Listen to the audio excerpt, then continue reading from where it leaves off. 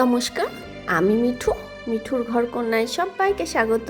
সবাইকে সুপ্রভাত জানিয়ে বৃষ্টি ভেজা সকাল সকাল ব্লগটা শুরু করলাম।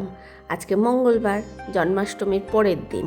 দেখো, লাগাতার শুক্রবার থেকে বৃষ্টি হয়েই চলেছে।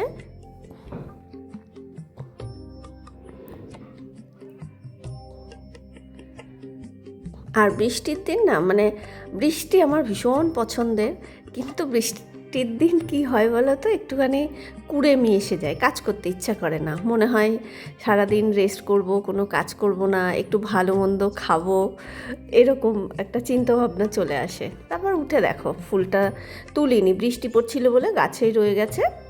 পরে তুলবো ভাবলাম, বৃষ্টিটা একটু কমলে, না হলে ভিজে যাব। চাটা খেয়ে নিলাম। আর এই দুদিন ধরে না টবগুলোকে এরকম নামিয়ে রেখেছি, না হলে কি হয়, যে জল গোড়া পচে যায়। এর আগে বহুবার আমার গাছের এরকম গোড়া পচে গেছে লাগাতার বৃষ্টিতে, বুঝি না তো অতটা। এরপর দেখো, এটা যে 9 o'clock ফুলগুলো, 3টে কালার আছে এখানে। একটা বেশ রানি কালার, একটা পিঙ্ক কালার, আর এই হলুদটাই দেখছি বেশি ফুটছে। বেশ সব ফুল ফুটবে, একদম টপটা ভরে থাকবে তা হয় না, ওই 3টে-4টে করে ফোটে। জানি না, হয়তো সেইগুলো আলাদা হবে। ওরকম গাছ পেলে ওরকম গাছ আমি কিনে নিয়ে আসবো, একদম ভরে ভরে ফুল হবে। তারপরে যে মানি প্ল্যান্ট দিয়ে জলে বসিয়েছিলাম না, দেখো কত শিকড় হয়ে গেছে। এবার ওই 2-3 দিন বাদে জলটা চেঞ্জ করে দিই, না হলে না, এখন বর্ষাকাল তো, মশার লার্ভা হয়। জল এক ফোঁটাও কোথাও জমে থাকলেই না বর্ষাকালে লক্ষ্য রাখতে হয়। আর আমাদের ঘরে আমার হাজব্যান্ডের 2বার ম্যালেরিয়া হয়ে গেছে, আমার 1বার হয়েছে। তাই মশা আমরা ভীষণ ভয় পাই। দেখো, কালকে রাত থেকেই তো সমানে বৃষ্টি হচ্ছে। ফুল গাছতলায় দেখো, আমি যে ফুল তুলতে যাব, কি করে ফুল তুলবো, দেখো পুরো জল এরকম এতটা জমে গেছে।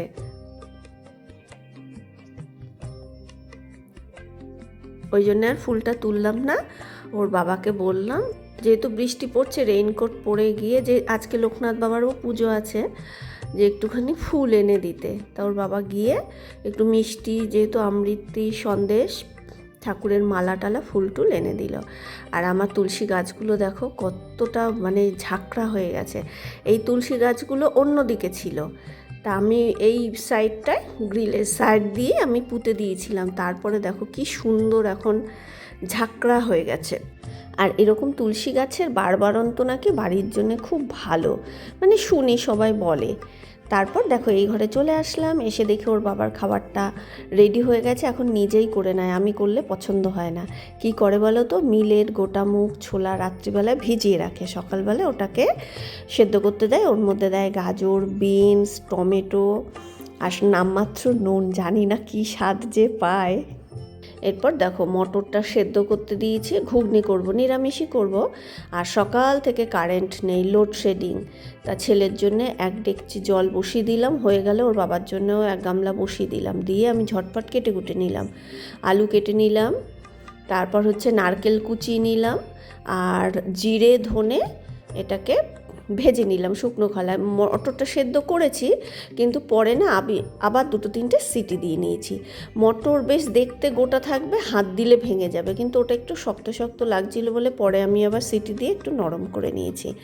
আর দেখো, কারেন্ট নেই, কিন্তু কিছু করার নেই। আমি ওই ইনভার্টারেই ধনে জিরেটা গুঁড়ো করে নিলাম, আদা কাঁচা লঙ্কাটা বেটে নিলাম। ইনভার্টারে না করা যায় না, তবু আমি কিছু করার নেই, টিফিনটা তো বানাতে হবে। আর নিরামিষ ঘুগনি সত্যি কথা বলতে আমার একটুও ভালো লাগে না, কিন্তু যদি একটু এরকম জিরে ধনে শুকনো খোলায় ভেজে দেওয়া হয়, একটু টক জল দেওয়া হয়, আদা কাঁচা লঙ্কা বেটে নারকেল টারকেল দিয়ে, তাহলে বেশ খেতে ভালো লাগে। এরপর ছেলেকে দিয়ে দিলাম, টিফিন দিয়ে দিলাম, স্কুলে গাড়ি আসলে চলে গেল। আর আমার ছেলের টিফিন নিয়ে না একটু ঝামেলাও আছে। ঝামেলা বলতে, ও যেটা পছন্দ করে সেটা দিলে খুব খুশি হয়ে যায়।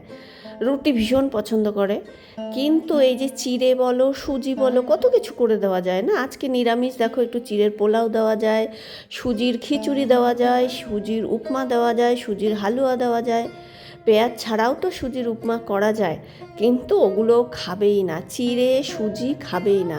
সুজিটা একমাত্র আপ্পম দিলে খায়, কিন্তু আপ্পামের জন্য না টক দইটা আনা নেই। আর নিরামিষের দিন আমি করি না, আপ্পামটা একটু পেঁয়াজ না দিলে ভালো লাগে না। এরপর ছেলে চলে গেল, ওর বাবা বেরিয়ে অফিস চলে গেল, আমি ঘরের টুকটাক কাজগুলো করে নিলাম, করে চানটা করে আসলাম। এসে যেহেতু আজকে লোকনাথ বাবারও আবির্ভাব দিবস আর কি, তা আমি ক্যালেন্ডারেও দেখলাম, পঞ্জিকাতেও দেখলাম এটা জন্মাষ্টমীর পরের দিন, মানে আজকের দিনে পুজোটা দেখাচ্ছে। আর এই শাড়িটা না আমি অনেক দিন আগে কিনেছিলাম, অনেক দিন আগে, ওই শীতের পর পয়লা বৈশাখেরও অনেক আগে, শুধুই পরে পুজো টুজো করবো বলে। কিন্তু শাড়িটা খুবই সুন্দর, খাদি বলেছিল। এবার লোকনাথ বাবার পুজোর দিন 19শে জ্যৈষ্ঠ পুজো করেছিলাম, তারপর পরেছিলাম, তো পরের দিন ইজি দিয়ে হাতেই ধুয়েছিলাম, মেশিনেও না, কিন্তু একবারই পরেছি, একবারই ধুয়েছি।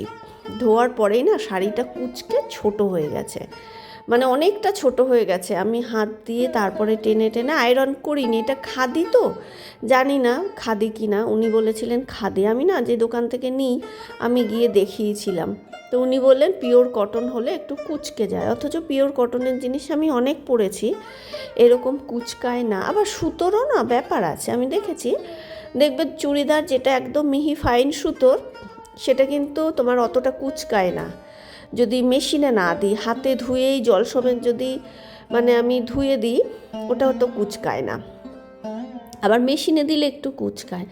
তা যাই হোক, শাড়িটা না ধোয়ার পরে আমার মনটা খারাপ হয়ে গেছিলো, কুচকে গেছে, কোথায় পরবো, কোথাও পরে যেতেও পারবো না, নাহলে ভেবেছিলাম পুজোর সময়, এটা পুজোর জন্যই কেনা, মন্দির টন্দিরে পরে যাব বা বাড়িতেও মাঝে মাঝে পরবো। তা যাই হোক, এখন বাড়িতেই পরবো, এটা পরে আর কোথাও যাওয়া যাবে না, কুচকে ছোট হয়ে গেছে।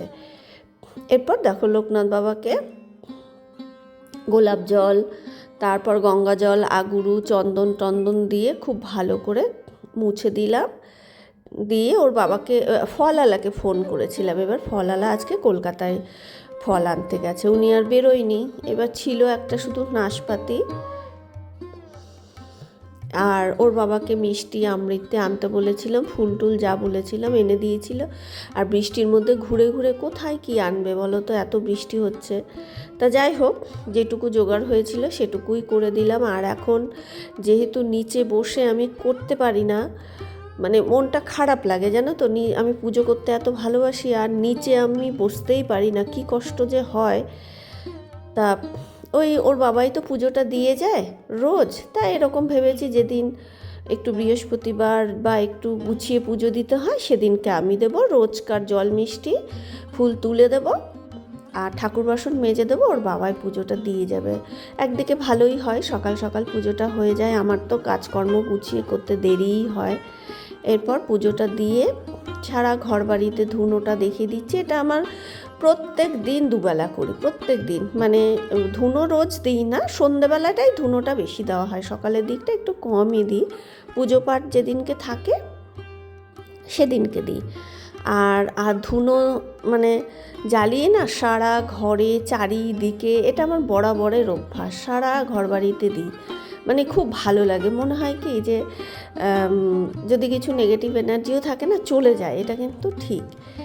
আর ধুনোর মধ্যে আমি অনেকবার ভিডিওতে বলেছি, তোমরাও কমেন্ট করতে, মানে ধুনোর মধ্যে না সবসময় কর্পূর, গোগুলও বলে, গরগুলো বলে, যাই হোক ওই গোগুল ঘি দিতে হয়, আর ধুনো তো দিতেই হয়, তাতে অনেকটা নেগেটিভ এনার্জি কেটে যায়। মানে আমি বলি না, অরুণ সাজদেবের টোটকাগুলো কিন্তু আমি ভীষণ মানি, আমি মেনে দেখতাম, ভালো মানে ফলও পাওয়া যায়। মানে এই যে শনিবার দিন কালো গরুকে, কালো কুকুরকে খাওয়ানো, তারপর তোমার বৃহস্পতিবার দিনকে পিঁপড়েকে চিনি খাওয়ানো, এই জিনিসগুলো না আমি অরুণ সাজদেবের ভিডিও দেখেই করেছি, হয়তো আমি দেখাই না, কিন্তু এই জিনিসগুলো খুব কাজের।